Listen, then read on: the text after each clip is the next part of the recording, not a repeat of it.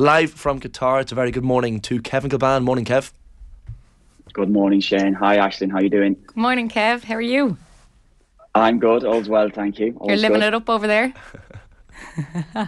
No, hardly, I have to say. But just to be here last night, I wasn't at the game last night, but just to be here, and even if I was in studio last night, I could have been in any studio in the world, but certainly being in Doha and witnessing the scenes afterwards, after that performance last night, it was very special to be here last night, yeah. You've got the Guinness Extra Stout t-shirt on, I think. There, it's probably the closest you've You're come always to a looking pint at of what I stout. wear. I actually don't. It is actually the closest I've come to a pint of stout, and I missed the Guinness in the rain, Shane. You know that. But anyway, I'm very light on clothing at the moment, so I'm just grabbing anything I can get in the bag. Are you ready for home, or how are you feeling at this point? Oh, I've been ready for home probably since the day I arrived, I have to say that, honest to God. And it sounds awful, yourself, I'm at a World Cup and I've got to treasure it for all it's worth, and I've got to remember what it was like as a 9-year-old kid watching his first World Cup in '86, no, I do miss home. I do, actually, yeah, I do. It's you were listening to our argument, Maradona versus Messi. Not to age you or anything, Kev, but you might recall Diego Maradona a little bit more than we would. Is it a comparable argument? Is it a fair argument? Yeah, I'm not quite in the bracket of Barry and Gilroy. I'm not maybe that old. But I did go to school with no shoes, though. I did actually go to school with no shoes. Yes. I mean, Maradona was probably my first hero as a kid. I always remember, not long before the 1986 World Cup, my dad came home from the pub with an old VHS video recorder. Times were hard in the household, Shane, as you can well imagine, But my dad came home from the pub, whichever way he got it, knocked off VHS video recorder. So during that World Cup in '86, I used to have a VHS taping, and I would just randomly record any game. I was like, I always remember that World Cup, the famous Josimar goals, the Russian team, the French team from that World Cup, Joe Bats in goal, little names like this. But Maradona was like probably everything to me as a kid. He really was. And I know I heard you guys talking before. I think sometimes you watch all the footage around Maradona and everything is just beautiful. The pitches are crap. He's getting hacked down and things like this by every player possible, which of course is all true.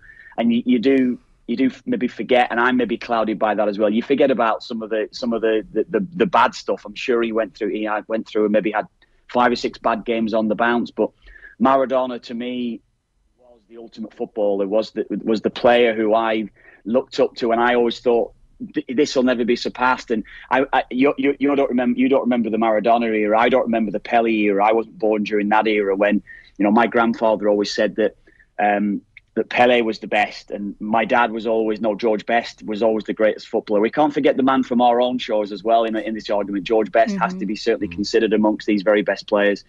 But watching Messi and watching what he's doing now and watching how he's done it for such a long time and seeing, just last night, I heard you guys describing it. We can use all the words magic and genius and all this sort of thing, but does it not just make you feel great watching a game of football when you're watching Messi doing what he did in that second half? And he was quiet enough, and he's had quiet enough spells in this World Cup, but the second half was just incredible. It was magic. It was the stuff I watched as a kid, and I genuinely hope there was 8, 9, 10-year-old kids, boys and girls, watching that game last night and just want to be Lionel Messi. They just want to try and emulate what he did on the pitch. And I hope they feel like I felt watching Maradona in '86, because last night was just so special.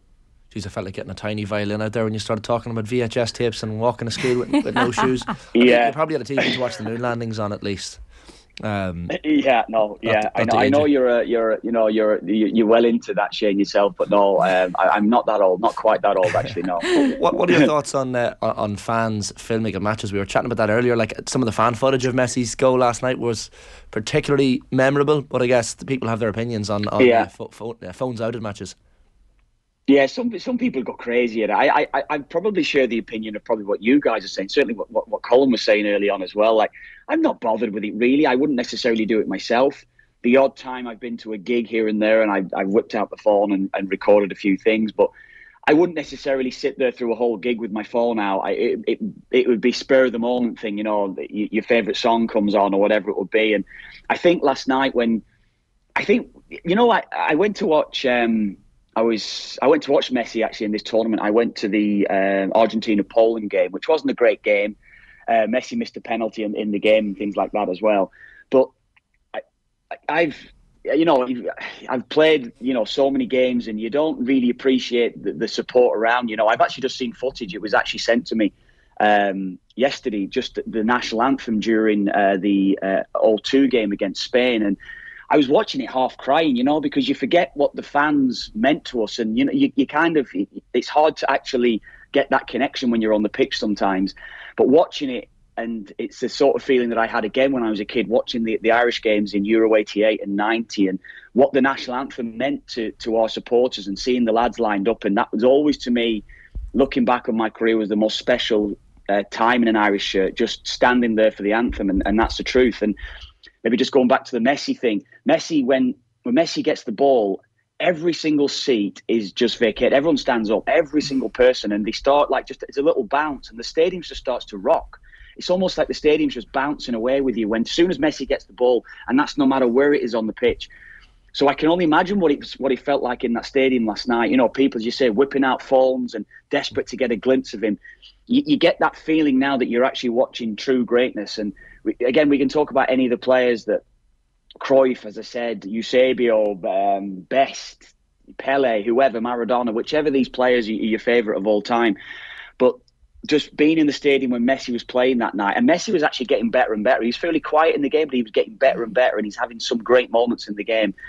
And it was special to be in a stadium with Argentina fans watching Lionel Messi. And I think that's been the case probably throughout this tournament, if you've been an Argentina fan or a neutral fan, if you've gone to watch those games. And I can only imagine what it was like in that stadium last night, watching him and seeing that greatness, as I said. But you're always going to be tempted to take your phone out and take a picture and just see him, because it is greatness, and it's something that's almost untouchable, really.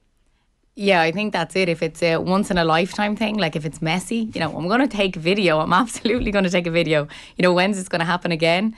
But as you were saying there, Kev, just bringing back memories, I suppose, for you. Like when you're there in the hotel, I think you had said to Joe during the week that Brazil were in the hotel you were staying in. So you're obviously, you were seeing a lot of them and obviously covering a lot of the games. It must bring back a lot of fond memories. Does it bring back, I suppose, wishing that you were still out there, wishing you still had those times, or how do you feel about all of that? Yeah, it was absolutely the greatest moments, or the greatest probably month of my playing career. Absolutely was, actually, when I played in O2.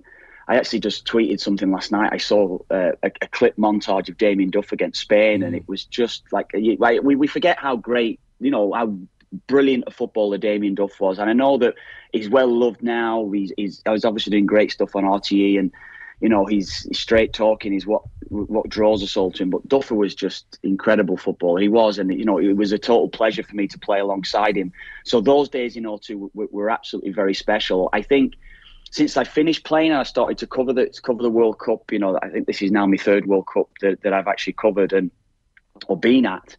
It takes you back to the times of 86, watching Maradona and watching the Irish team in 90. You guys you're too young to remember 90, but 90 had a real effect on me personally.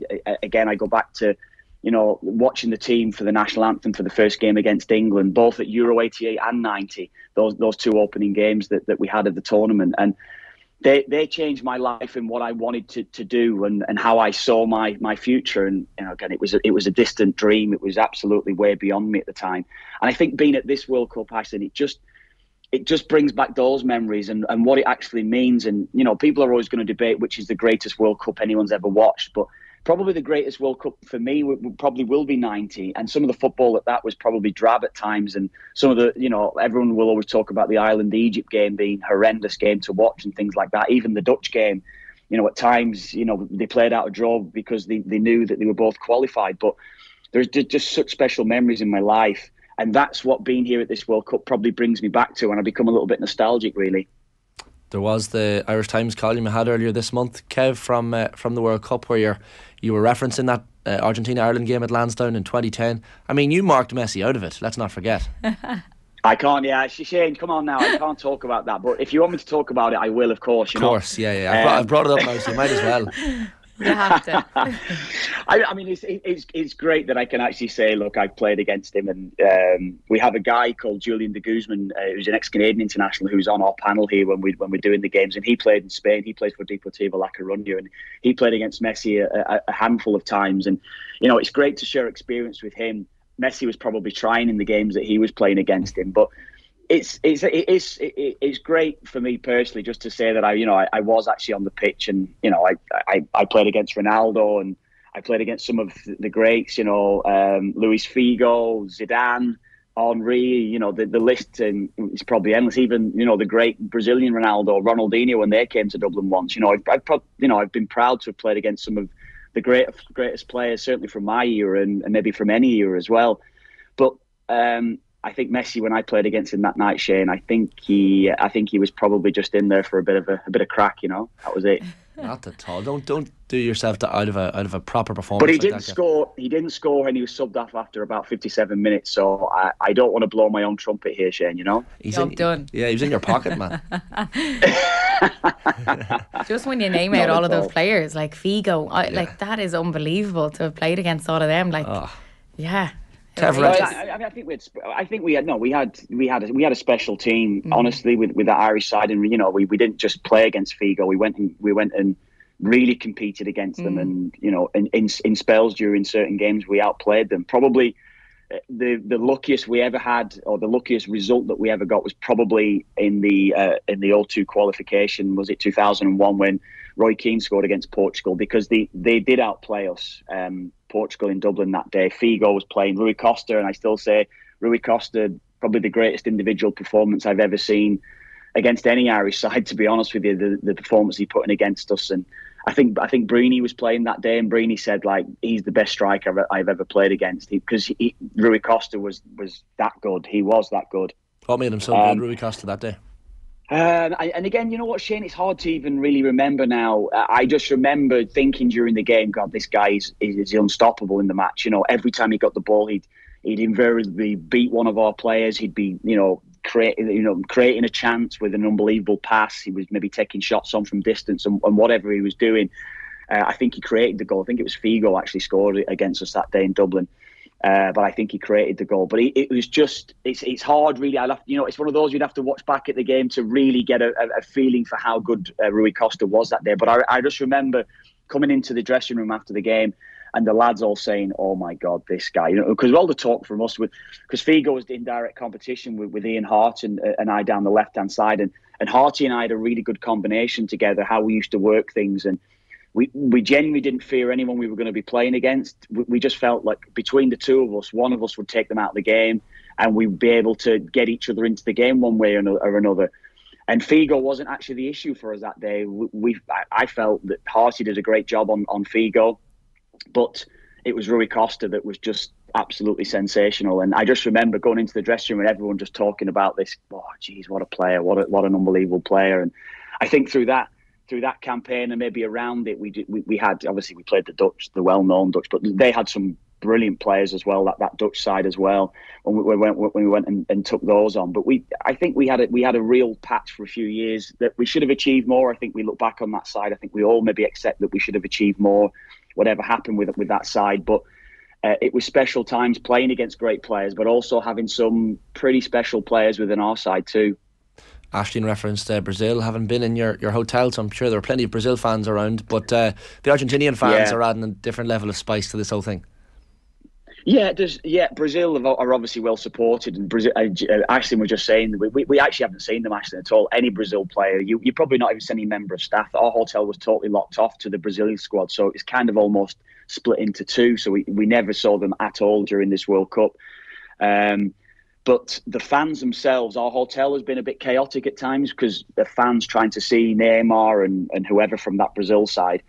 But around Doha, since being here, there's been the only team that I could say in terms of being well supported is Morocco. Morocco fans seem to be everywhere and have been everywhere since the tournament started. But as the tournament's progressed, it's been Argentina fans. Honest to God, yesterday, I have never seen so many Messi shirts in my life. And I'm sure that's a general case when anyone goes to watch an Argentina game. We know whether you'll go and watch them in Buenos Aires or wherever around the world. Everybody wants to come and see Messi. Of course they do when you go in, when Argentina's in town. But it's ridiculous the amount of Argentina shirts here. They have to be the best supported side here now. We'll probably wait and see till tonight for that Morocco-France game, and we'll probably see Morocco jerseys everywhere. But I think the consistent thing over the last week, maybe 10 days, it's been Argentina everywhere. Like our studios down in Souk Waqif, which is the marketplace down here, and Argentina fans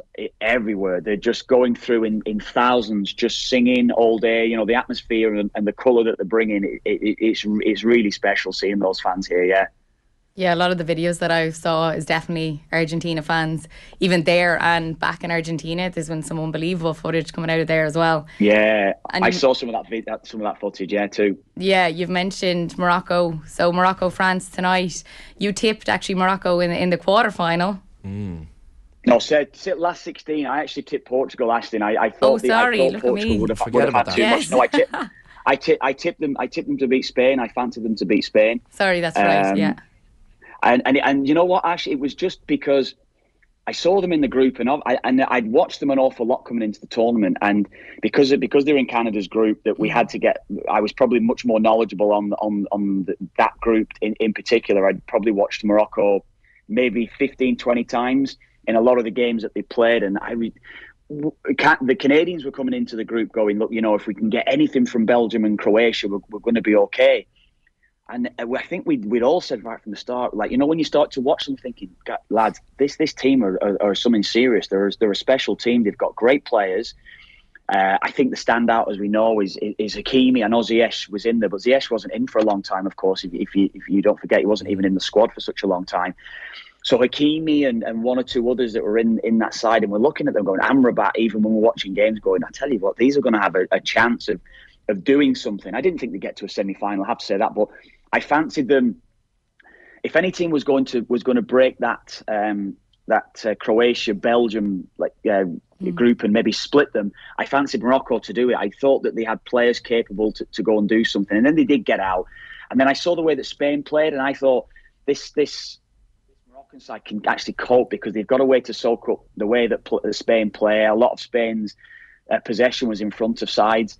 And I thought they've got the real chance here. It was a little bit of an educated guess, but if Spain turn up, Spain beat them. I think we all accept that. But I just thought they've got a chance here. And then when they got to Portugal, I thought, it might be too much for them because they've still got injuries. They've got one or two that are not actually quite right to play the games. Saiss was injured before the game into the last game, but ended up playing and didn't feel quite right. That partnership of Saiss and Aguerd, the centre-half partnership, have been brilliant. Amrabat in front of him, Onahi in that midfield as well. And that's a side of Hakimi and Ziyech who have been brilliant as well.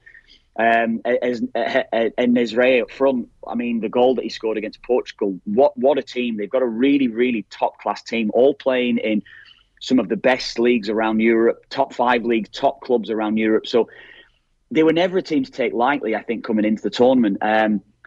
But I'm probably going to go back to my prediction before the Portugal game that I think this might be a step too far. I can't see them beating France. Seeing that France-England game and the level that game was played at, I think this might be a step too far. And I think they're a little bit more loose when they don't have the ball than even England were. So I think they'll leave a few gaps for Mbappe or more gaps for Mbappe. Griezmann, arguably the best player this tournament. Maybe I know we're looking at Messi now, of course, we'd have to say Messi, and Mbappe scored some great goals. But even within that French side, Griezmann has matched Mbappe for work rate, for ability, for the ability to create chances and everything like that goes with it. So I just think that France tonight will probably just shade that game. I fancy France to win it, actually. That Hakimi Mbappe battle at least should be quite interesting given they're so close. Yeah. I know, and I think we're all looking forward to that one. I'm looking at a bit of analysis around it tonight to see how Hakimi does against him, because I think we look at Hakimi getting forward and he's brilliant. He's so powerful and he gets beyond the opposition like defence backline, even though that he's in a fullback. He plays high and wide at times. but he's quite disciplined actually when he plays within that role, because he's got to break from deep line positions because of how deep Morocco defend. But he's so good getting forward. But will his mindset tonight be, look, this guy's too good, I have to actually sit in? And we looked at the panic really around even France's first goal that happened with England when they were trying to get back into position. They see Mbappe on the ball, that he attracts three England players to him. Will that be the case tonight, where 3 or 4 Moroccans are attracted to Mbappe? He frees up Griezmann. Dembele's been brilliant. Of course, Giroud's been brilliant as well. I just think that front line for France will be too good outside of that Mbappe Hakimi matchup tonight. So I'm looking forward to seeing how that goes. Yeah, Morocco at this point, they've only conceded 1 goal, so defensively they have been quite solid. Yeah. But you mentioned Giroud there. He's a player that just constantly seems to go under the radar.